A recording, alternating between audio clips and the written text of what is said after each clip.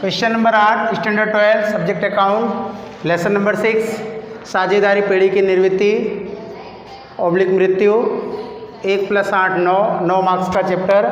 सवाल नंबर 8वां आज हम करेंगे। तो जैसा मैंने अभी तक बताया कि 4 खाते बनते थे, पुनः मूल्यांकन, पूंजी, रोकड़ और आर्थिक चिट्ठा। लेकिन यहाँ कुछ चेंज दिख रहा है, रोकड़ नहीं बनाया मैंने, उसकी जगह चालू और पूंजी दोनों बनाया।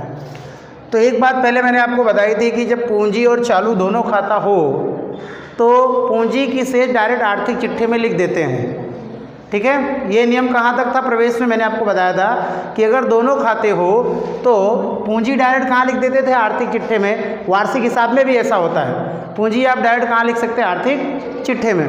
लेकिन यहाँ मैंने दोनों खाते बनाए हैं। इसका रीज़न है कि जब भी निर्वृत्ति के अंदर पूंजी और चालू दोनों खाता दिया रहता है तो जो लोन है, जो साझेदार का पैसा निकलता है निर्वृत्त होने वाले का, उसको हमें देनी पड़ती है लोन। तो लोन का भुगतान पूंजी खाते में से किया जाता है, चालू खाते में से भुगतान नहीं किया जाता है। इसी कारण से हमने बनाया है पूंजी खाता। पूंजी खाता में और दूसरी कोई एंट्री नहीं होगी, सिर्फ हम किसके लिए बना रहे हैं इसको? साझेदार के लोन के लिए बना रहे हैं, बाकी इसकी दूसरी कोई भूमिका नहीं है। अगर लोन वाला पॉइंट नहीं होता तो मुझे इसकी कोई ज़रूरत नहीं पड़ती। अगली बात, इस साल मैंने रोकड़ खाता नहीं बनाया। रोकड़ खाता इसलिए नहीं बनाया कि आपकी जो तलपट है पुरानी वाली, उसकी संपत्ति तब रोकड़ खाते की शेष नहीं दी है। ठीक है, इसलिए मैंने रोकड़ खाता बनाया नहीं। अगर 1-2 रोकड़ आएगा तो वो डायरेक्ट मैं संपत्ति में लिख दूंगा, क्योंकि रोकड़ मतलब ही होता है आपकी संपत्ति। ठीक है, देखिए सवाल पढ़ते हैं हम लोग।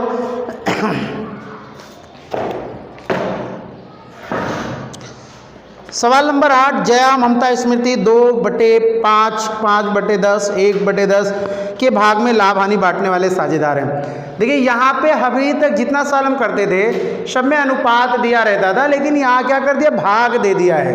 लेकिन एक भाग देखिए 2/5 है और बाकी के सबके बटे में 10-10 दिया है। तो सबसे पहले देखिए आप यहाँ ये जो 2/5 है और ममता का है अपने पास 5/10 और 1/10।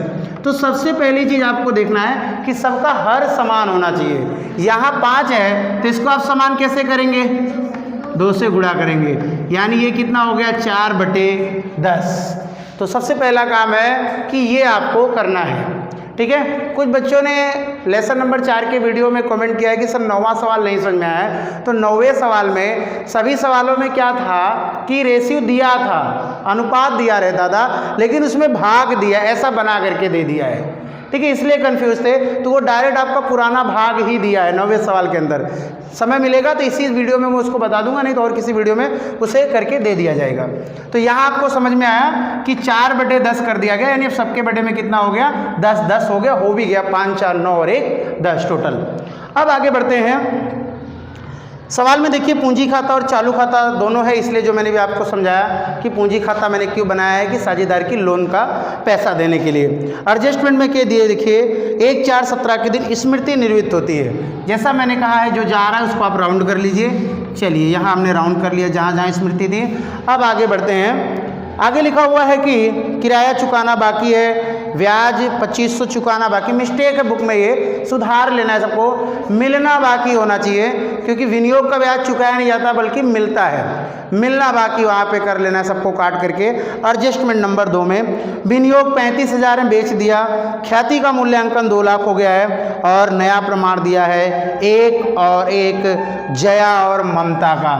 और नया यानी ये हो गया आपका पुराना, नया आ गया 1 और 1 यानी 1, 2, 1, 2। यहाँ तो कुछ रहेगा नहीं। तो सबसे पहला काम क्या बताया गया है कि खातों की शेष लिखना है, उसके बाद लाभ के प्रमाण की गणना करनी। चलिए सबसे पहले रोकड़ तो यहाँ है नहीं, तो पूंजी और चालू की शेष लिख लेना है। तो पूंजी की शेष हमेशा जमा ही होती है। हाँ, चालू की शेष उधार भी हो सकती है और जमा भी हो सकती है, इस चीज़ को ध्यान में देना है। तो पहले चालू खाते में देखिए किसकी शेष जमा है, किसकी शेष उधार है। तो देखिए 2 लोगों की शेष पूंजी दायित्व में है और 1 लोगों की शेष जो है वो देखिए संपत्ति में दिया हुआ है। देख रहे हैं? तो 2 लोगों को आप क्या करिए? जमा करिए, जो दायित्व वाले हैं। शेष आगे लाइए। कौन कौन है आगे लाने में? जया और ममता। जया में कितना 26,000, ममता में 14,000, और जो स्मृति है जो निर्वित्त हो रही है उसके चालू खाते की शेष उधार है, तो उधार तरफ भी लिख देना है शेष आगे लाए 10,000। पूंजी में ऐसा नहीं होगा, आपको पूंजी हमेशा जमाई शेष रहती है, हाँ चालू में ऐसा देखने को मिलेगा। तो पूंजी में भी जमा तरफ लिख दीजिए शेष आगे लाए। कितना कितना है 2,01,90,000, 2,01,90,000 और 90,000। ठीक है, अब रोकड़ है नहीं तो रोकड़ की शेष मैंने लिखी नहीं है। सबसे पहला काम लाभ का गिन लेते हैं। तो जया का लाभ बराबर, क्या सूत्र है, लाभ बराबर नया माइनस पुराना, 1/2 माइनस 4/10, 10 एकम 10, 4 दूनी 8 बटे 10 दूना 20, 2/20। जया के बाद ममता, एम का लाभ बराबर 1/2 माइनस 5/10, 10 एकम 10, 5 दूनी 10/20, ये हो गया 0। प्रवेश में भी ऐसा टॉपिक रहता था कि अगर किसी व्यक्ति का त्याग वहाँ आ जाता था तो उस व्यक्ति को ख्याति नहीं मिलती थी, अगर 0 आता था तो किसी उसको व्यक्ति को ख्याति की रकम नहीं चुकाई जाती थी। वैसे यहाँ पे है m का भाग लाभ कितना आ गया 0, यानी इसको ख्याति से कोई लेना देना नहीं है। पूरी की पूरी ख्याति कौन चुकाएगी, जया चुकाएगी, और ख्याति मिलेगी किसको, स्मृति को, क्योंकि वो क्या हो रही है, निर्वित्त हो रही है। ठीक है, देखिए आज तीसरे प्रकार का टॉपिक आ रहा है। पहले में हमने पढ़ा था कि दोनों को लाभ हो रहा था तो लाभ के प्रमाण में ख्याति जाने वाले को दे दे। कल जो हमने सवाल किया यानी सवाल नंबर 7 में देखा कि एक व्यक्ति का माइनस में रकम आई थी यानी त्याग आई थी, तब ऐसी स्थिति में मैंने कहा था कि त्याग करने वाले को भी ख्याति मिलती है और निर्वित्त होने वाले को भी ख्याति मिलती है। और आज कहानी हो गई कि एक का 0 आ गया, मतलब ये ना लाभ कर रहा है ना त्याग कर रहा है, तो जाने वाले की ख्याति में इसकी कोई भूमिका नहीं होगी। पूरा का पूरा ख्याति कौन चुकाएगा, जया चुकाएगी, और किसको मिलेगी, स्मृति को।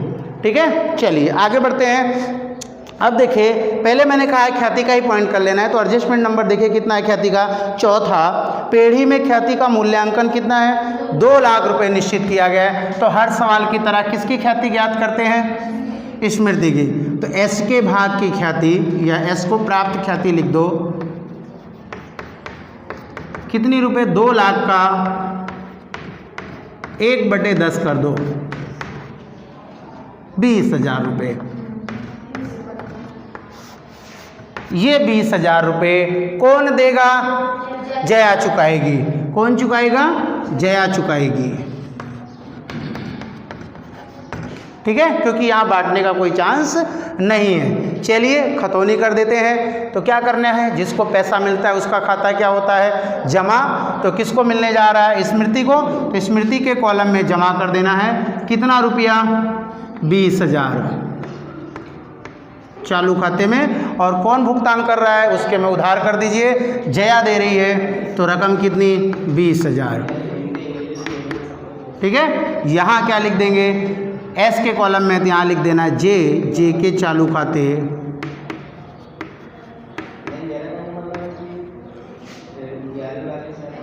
और यहाँ एस के चालू खाते। पूंजी में क्यों नहीं है, क्योंकि मैंने कहा है कि जब चालू और पूंजी रहेगा तो चालू में के सिवाय पूंजी में आपको कोई भी एंट्री करनी नहीं है। वो सिर्फ मैंने क्यों बना के रखा है, लोन के लिए बना के रखा है, जब लोन का भुगतान किया जाएगा तब के लिए हो। तो ये हो गया आपका ख्याति का पॉइंट। गणना हटा देते हैं, समझ में आया सबको। ये मेन पॉइंट यहाँ था कि हर बराबर करना था। उसके बाद यहाँ 0 आ गया, 0 आ गया तो मतलब क्या, इससे कोई लेना देना नहीं है, यानी पूरी ख्याति कौन चुकाएगी, जया ही चुकाने वाली है। ममता को इससे कोई लेना देना नहीं है। चलिए सवाल छोटा है, अब आगे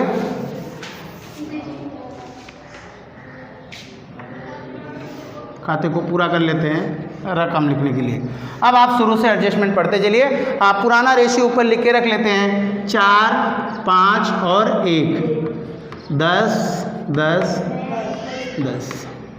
लाभ का कुछ है ही नहीं और ख्याति खत्म हो गई तो लाभ से कोई मीनिंग भी नहीं है। किराया चुकाना बाकी है। किराया चुकाना बाकी मतलब क्या हो गया? दायित्व हो गया।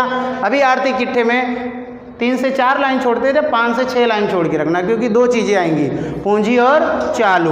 तो किराया चुकाना बाकी, किराया चुकाना बाकी, कितना रुपए बाकी है? 4,000 रुपये बाकी है। तो 4,000 रुपये मैंने दायित्व के रूप में लिख दिया। अब एक चीज़ बताई गई है कि जो दायित्व है वो नुकसान है, तो नुकसान में लिख देंगे चुकाना बाकी किराया, चुकाना बाकी किराया। कितना रुपए? 4,000। ठीक है, आगे बढ़ते हैं। विनियोग पर ब्याज, मैंने कहा है सबको मिलना कर देना है, वहाँ चुकाना मिस्टेक से लिखा है, क्योंकि इन्वेस्टमेंट का ब्याज हमेशा मिलता है। मिलना बाकी है, तो कोई भी चीज़ मिलना बाकी है तो अपने लिए क्या है? संपत्ति है, संपत्ति में लिख दीजिए मिलना बाकी विनियोग ब्याज। कितना? 2500 रुपये। और जो ब्याज होता है वो अपने लिए फ़ायदा है, यहाँ लिख देते हैं मिलना बाकी ब्याज, विनियोग ब्याज। कितना रुपया? 2500 रुपये। चलिए, अच्छा एक चीज़ और अगर मन में हो कि सर ब्याज विनियोग का है, विनियोग भी दिया है, तो यहाँ से इससे कोई लेना देना नहीं। अगर हाँ प्रतिशत दिया होता है इतना टका ब्याज है तो वो विनियोग से उतना टका निकाला जाता है, यहाँ उस विनियोग से इस ब्याज का कोई लेना देना नहीं रहेगा।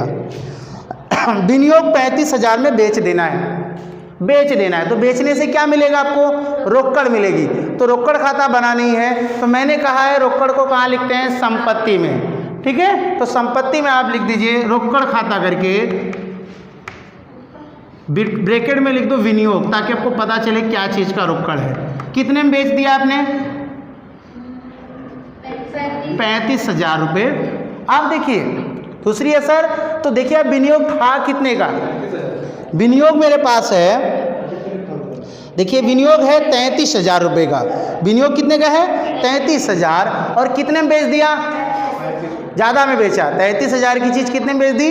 35। तो हो गया अपने को फ़ायदा। अगली चीज़ मैंने कहा है कि विनियोग के लिए अनामत भी होती है, तो अनामत से यहाँ लेना देना भी नहीं है मेरा कुछ। क्यों? क्योंकि यहाँ फ़ायदा हो रहा है। अनामत कब देखते हैं? जब नुकसान होता है, तब उस अनामत में से वो नुकसान चुका दिया जाता है और जो बचता है उसे क्या करते हैं? बांट लेते हैं। बट यहाँ पे अगर अनामत होती भी तो हम उसका उपयोग नहीं करते, वो अनामत जैसे का वैसे ही बढ़ती।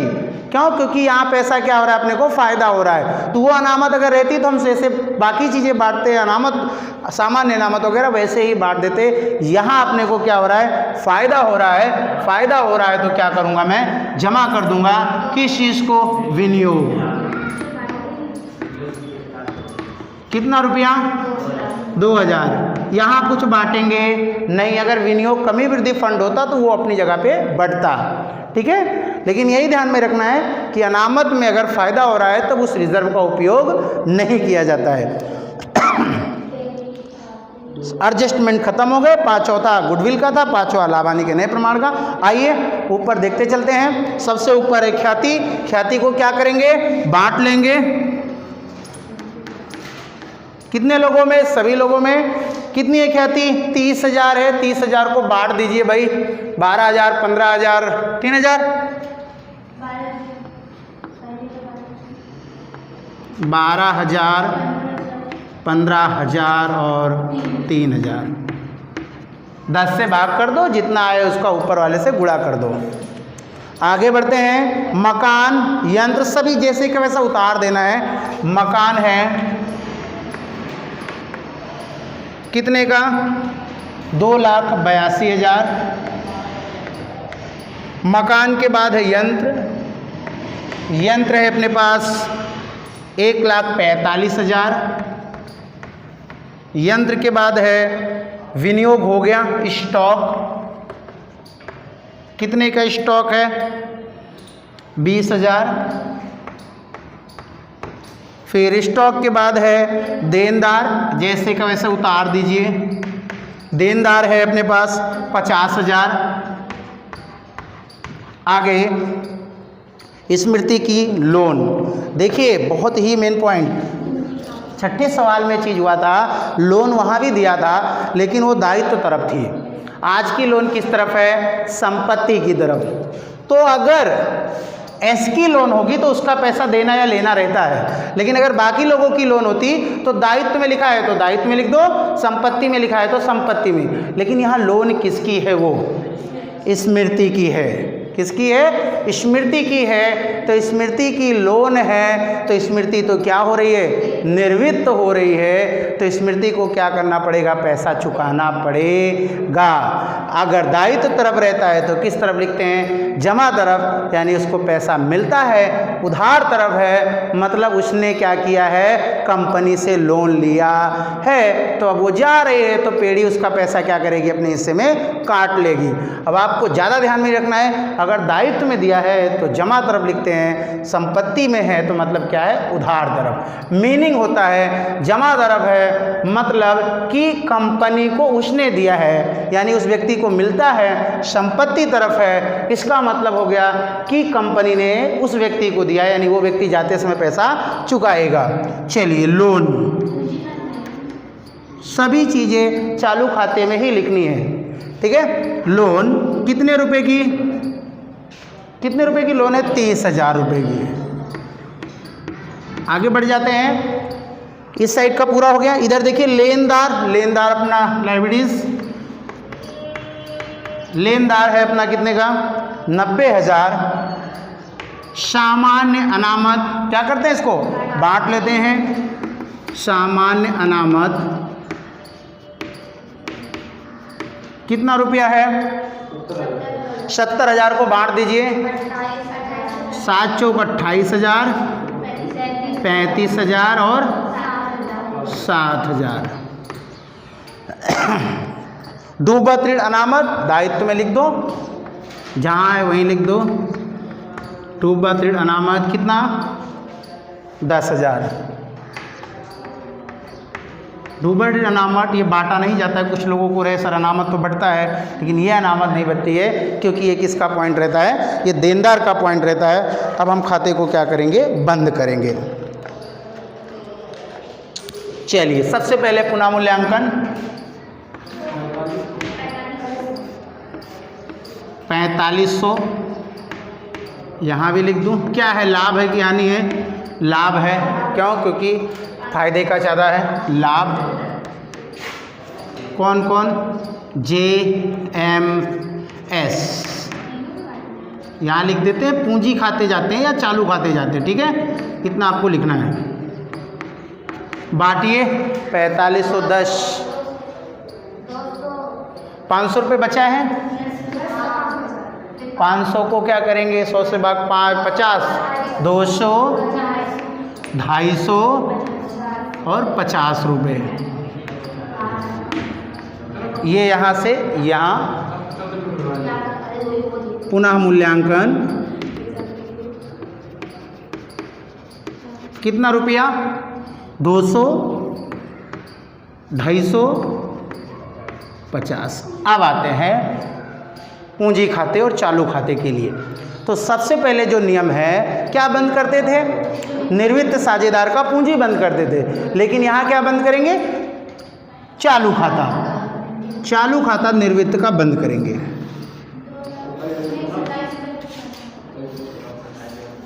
देखिए एक चीज़ और देखना है कि इधर का टोटल ज़्यादा हो सकता है, उधर का टोटल ज़्यादा हो सकता है, ठीक है, किसी साइड का टोटल। और अधिकतर जिस साइड की शेष रहती है वो साइड का टोटल ज़्यादा होता है। यहाँ उधार साइड का टोटल ज़्यादा हो रहा है। कितना हो गया? 30, 10, 40 और 3 43,000। 43,000 यहाँ मैं लिख देता हूँ। 43,000 में से घटाइए, देखिए अभी सुनिए यहाँ पे, ये पैसा तो आर्थिक चिट्ठे में जाएगा नहीं, क्योंकि आर्थिक चिट्ठे में कौन बचेगा, जितने 2 लोग बचे हुए हैं। तो ये जो मैंने पूंजी खाता बनाया था, अब इसी के लिए बनाया था, इसका पैसा अब आएगा पूंजी खाते में ट्रांसफ़र होगा, और पूंजी खाते में उसकी रकम लोन के रूप में चुका करके स्मृति का खाता क्या किया जाता है, बंद किया जाता है। यहाँ गैप कितना आया, 15,950 रुपये का गैप आया। इसे कहाँ ले जाना है, पूंजी खाते ले जाना है। कहाँ ले जाना है, पूंजी। तो लिखेंगे एस के पूंजी खाते। कहाँ ले जाएंगे, एस के पूंजी खाते। अब एस के पूंजी खाते आने के बाद ये पैसा यहाँ पे क्या है, जमा है, तो यहाँ क्या उधार लिखेंगे, एस के चालू खाते। कितना ही रकम, 15,950। 15,950, ठीक है। इसको खाता बंद करेंगे अभी। 15,950। अभी क्या कहा मैंने, यहाँ तो आप सबका बंद कर लो, लेकिन पहले जाने वाले का ही बंद कर दो।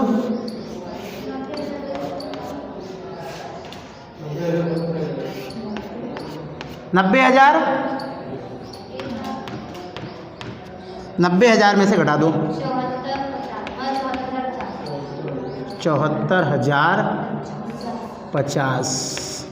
ये होती है लोन, क्योंकि रोकड़ में चुकाना होता तो रोकड़ में दिया होता, नहीं दिया है तो इस पैसे को क्या करना है, लोन देना है। तो इसीलिए बनाया गया था पूंजी खाता। मतलब चालू खाते से लोन नहीं दी जाती। लोन कहाँ से चुकाना है आपको, पूंजी खाते से। चालू खाता बंद किया हमने, उसे कहाँ ट्रांसफ़र किया हम लोगों ने, पूंजी खाते में। और पूंजी खाते से हमने क्या डिक्लेयर कर दिया है, लोन डिक्लेयर किया। ये आप सीधा यहाँ लिख दीजिए, एस की लोन कितनी रुपये, 74,050, ठीक है। चलिए अब क्या करना है, बाकी खाते आप बंद कर दीजिए। पहले तो कैपिटल ही बंद कर लेते हैं, यहीं पे है तो 1 लाख, 2 लाख, 2 लाख, 1 लाख, सेम उतार देंगे, 1 लाख, 2 लाख,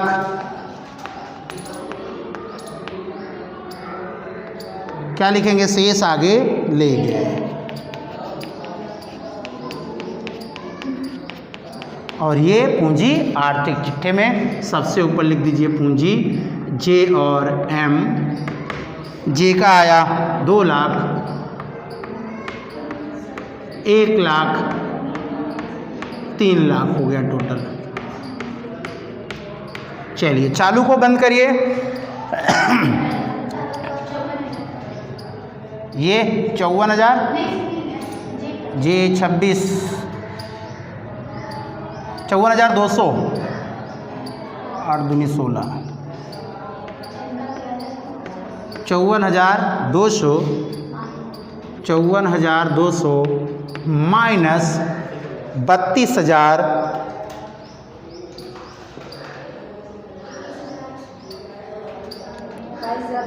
22,200।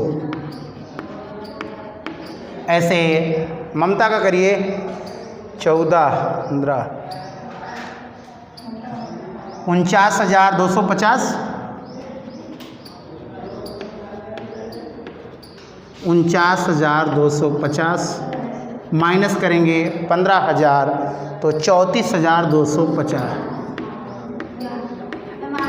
यहाँ क्या लिखते हैं, शेष आगे ले गए। यहाँ पे है मतलब उधार है, मतलब जमा में जाएगा, मतलब दायित्व। ये चीज़ मैं यहाँ क्यों बोल रहा हूँ, क्योंकि मैंने कहा है चालू का पैसा संपत्ति में भी जाता है। अभी आपने देखा था स्मृति किससे सुधार थी, तो जब गैप इस साइड आता है तो संपत्ति में ले जाते हैं। ऐसा पकड़ना आपको, उधार कहाँ जाता है, जमा में। तो जमा मतलब होता है पूंजी दायित्व। चालू खाता जे और एम। जे का बचा 22,200, एम का बचा 34,250। टोटल करेंगे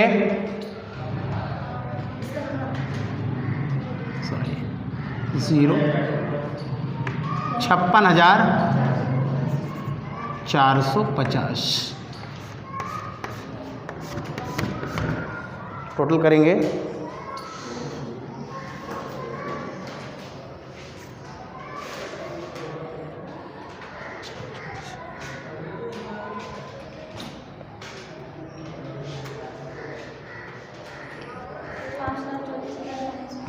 5,34,500, 5,34,500।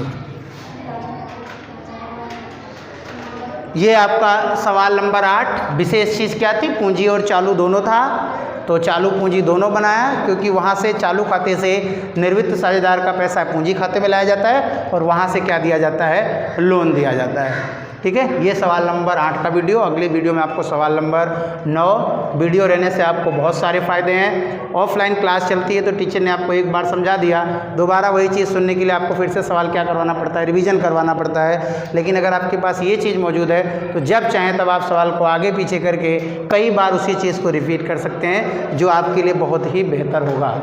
ठीक है, आप मेहनत करिए, नंबर आएंगे ही। ठीक है, धन्यवाद।